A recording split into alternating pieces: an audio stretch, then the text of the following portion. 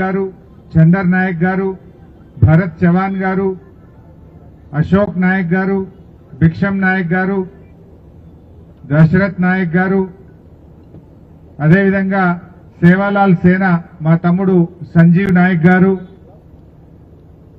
మరి ఉద్యమకారుడు ఉస్మానియా యూనివర్సిటీలో నాడు తెలంగాణ కోసం పోరాటం చేసి నేడు మన గిరిజనుల కోసం పోరాటం చేస్తున్న గిరిజన చైతన్య వేదిక అధ్యక్షులు డాక్టర్ కరాటే రాజు నాయక్ గారు, శరత్ నాయక్ గారు, మోతీలాల్ నాయక్ గారు, రాణా ప్రతాప్ గారు, రాజు రాథోడ్ గారు, మా సోదరీమణి మాజీ ఎంపీపీ చారులత గారు, ఓయూ జేఏసీ రవీందర్ రాథోడ్ గారు, సోమేష్ జాదవ్ గారు, కళాకారుడు భిక్షు నాయక్ గారు, అదేవిధంగా ఉపాధ్యాయ జేఏసీ ట్రైబల్ జేఏసీ చంద్రకాంత్ గారు, ఇంకా చాలా మంది ఉన్నట్టున్నారు. మరిగా వేదిక మీద ఉన్న పెద్దలు, ముఖ్యంగా హమారే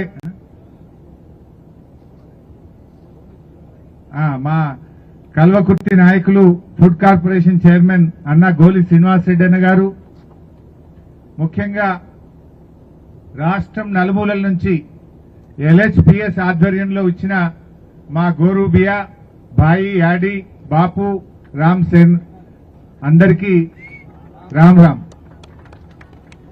అయితే ఈరోజు ముఖ్యంగా నాకు పాత రోజులు గుర్తొస్తా ఉన్నాయి.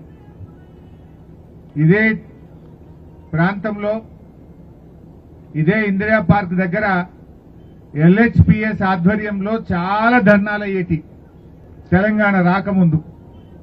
అప్పుడు నేను ఎమ్మెల్యేగా వచ్చి మాట్లాడేటోని, హమారా తండామే హమారా రాజ్, మా తండాలు గ్రామ పంచాయతీలు కావాలని లంబాడి హక్కుల పోరాట సమితి సంవత్సరాల తరబడి పోరాడింది, ఎన్నో ఉద్యమాలు చేసింది.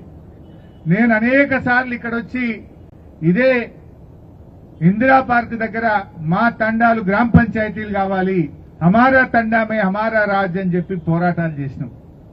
కానీ ఆ రోజు కాంగ్రెస్ పార్టీ పట్టించుకోలే. రాజశేఖర్ రెడ్డి గారు మాట ఇచ్చి తప్పాడు, రోషయ్య గారు పట్టించుకోలేదు, కిరణ్ కుమార్ రెడ్డి పట్టించుకోలేదు. కానీ కేసీఆర్ గారు ముఖ్యమంత్రి అయిన తర్వాత మన తండాలను గ్రామ పంచాయతీలు చేసింది బీఆర్ఎస్ పార్టీ, కేసీఆర్ గారు. ఒకటి కాదు, రెండు కాదు, 3000 తండాలు మనం చేసుకోవడం జరిగింది. 3146 తండాలను గ్రామ పంచాయతీలు చేసి మీ తండాలో మిమ్మల్ని సర్పంచులు చేసినటువంటి ఘనత బీఆర్ఎస్ పార్టీది, కేసీఆర్ గారిని గుర్తు చేస్తా ఉన్నా. ఎందుకంటే ఎల్హెచ్పిఎస్ కు చాలా పెద్ద పోరాట చరిత్ర ఉన్నది. లంబాడి హక్కుల పోరాట సమితి అనేక ఉద్యమాలు చేసింది, అనేక పోరాటాలు చేసి ఆ తండాలు గ్రామ పంచాయతీలు కావాలని గల్లీ నుంచి ఢిల్లీ దాకా పోరాడినటువంటి సంస్థ ఎల్హెచ్పిఎస్. ఇవాళ అదే ఎల్హెచ్పిఎస్ ఆధ్వర్యంలో మళ్లీ కాంగ్రెస్ పార్టీ మీద సమర శంఖాన్ని పూరిస్తా ఉన్నారు. నిజంగా చెప్పాలంటే ఇది ధర్నా కాదు, ఇది గిరిజనుల ఆత్మ గౌరవ పోరాటం, మా లంబాడీల ఆత్మ గౌరవ పోరాటం. ఎందుకంటే మా గిరిజనులు మాటిస్తే మాట తప్పరు. రేవంత్ రెడ్డి, సోనియా గాంధీ, రాహుల్ గాంధీ చాలా మాటలు ఇచ్చిండ్రు. ఎస్సీ ఎస్టీ డిక్లరేషన్ అని చేవెళ్లలో బహిరంగ సభ పెట్టి అనేక హామీలు గుప్పించారు.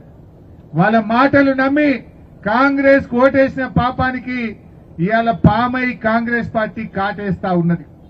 ఎందుకు ఈ మాట అంటున్నా? చేవెళ్ల డిక్లరేషన్ లో అప్పుడు ఏం చెప్పిందో మీ అందరికీ తెలుసు.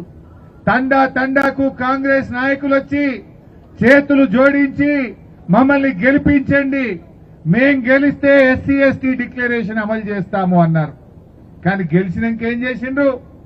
ఎన్నికల ముందు చేతులు జోడించిండ్రు, గెలిచి గద్దెనెక్కి